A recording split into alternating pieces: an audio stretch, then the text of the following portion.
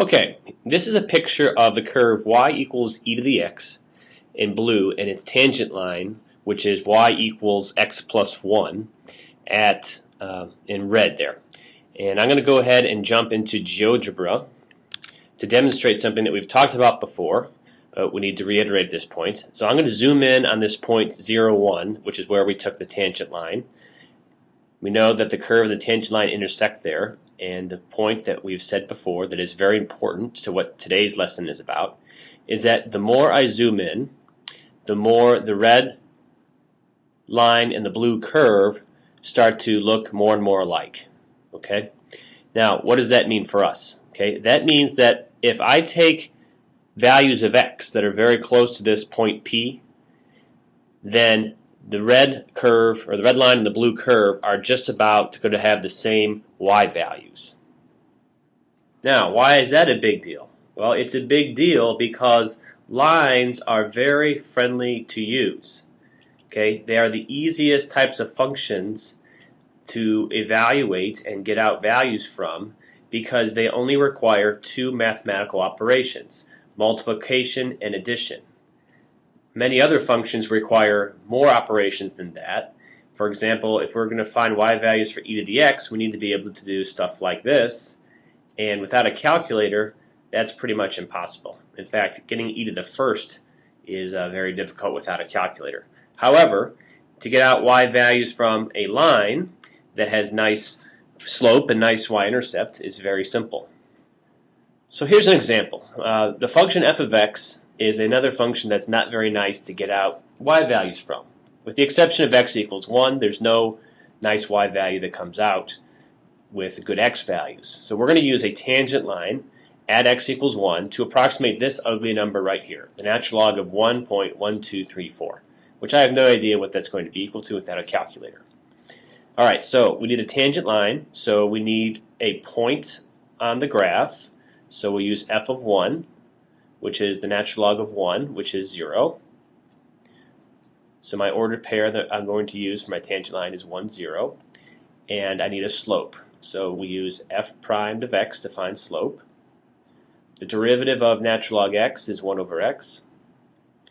And so f primed of 1 is equal to 1 over 1, or 1.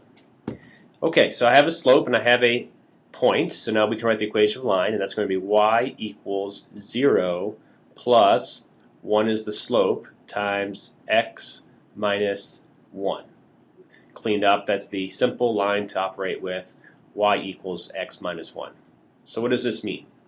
It means that x minus 1 is approximately the same as the natural log of x, okay, if x is close to where we took the tangent line, which is 1. Okay? If I go back to that picture, I don't want to drift too far from this point of tangent C, because the farther I go, the worse the line and the curve are approximations for each other. Okay? And this is where the expression going off on a tangent comes from. If you go too far away from this point of tangency, then you start to become very different than the curve. But if I'm real close to the point P, then I should be really close to the real values for the function. Okay, so if I want to approximate the natural log of this number, that would be like putting x in, or that number in for x. So I can do that in two places.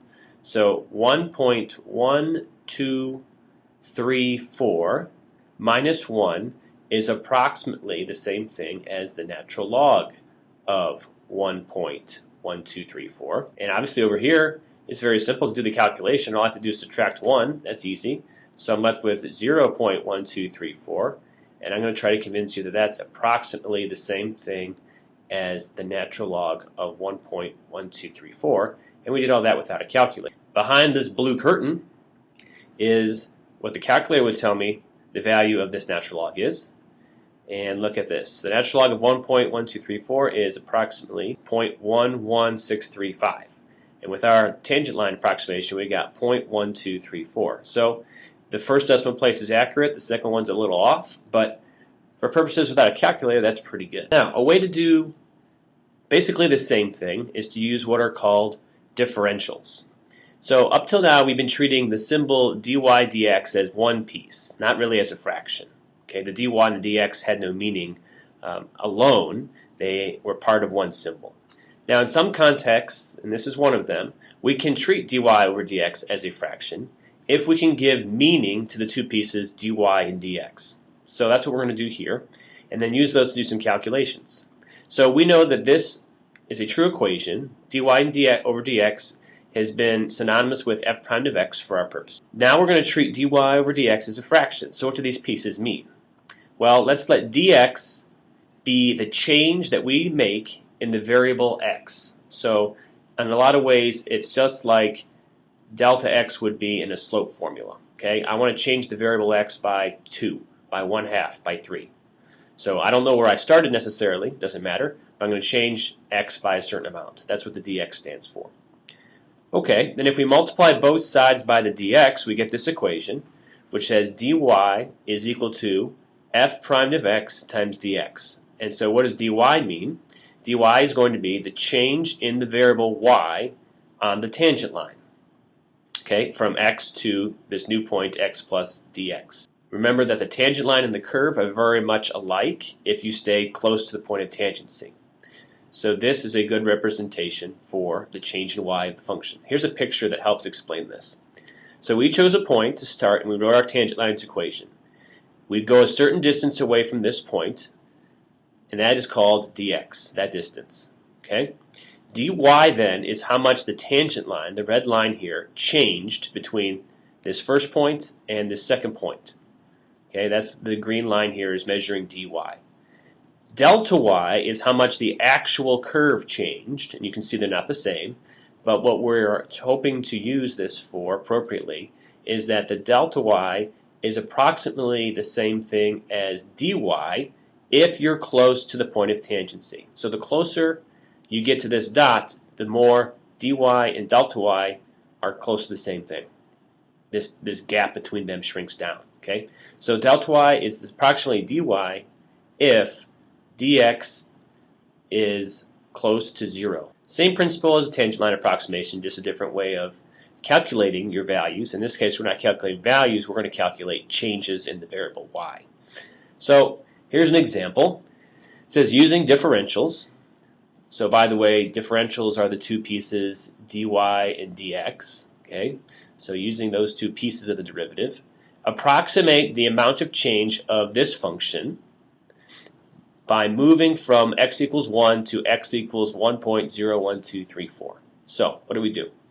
We start with this equation, dy over dx equals f prime of x, and then we write this expression here that dy would be equal to f prime of x times dx. Okay? Now, where are we starting? We're starting at x equals 1. So I'm going to use f prime of 1. So let's calculate f prime of x first. That's going to be 1 over 2 times the square root of x. So f prime of 1 is 1 over 2 times 1, or 1/2. So I'm going to replace f prime of 1, with 1/2. And then we're going to multiply by the dx, which represents how much did we change the variable x, by moving from 1 to 1.01234. So that's going to be 0.01234. Okay, and this can be done pretty easily without a calculator. So my dy, my change in y for the tangent line should be 0.00617. Now, using your answer above, what is a good approximation for the square root of 1.01234? How are we going to do that? The change in y of the actual function is the square root of 1.01234 minus 1.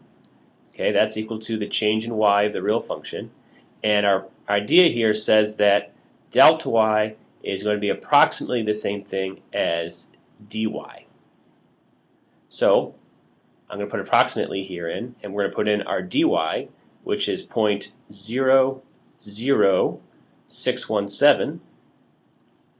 And then we just need to solve this little equation for the square root of 1.01234.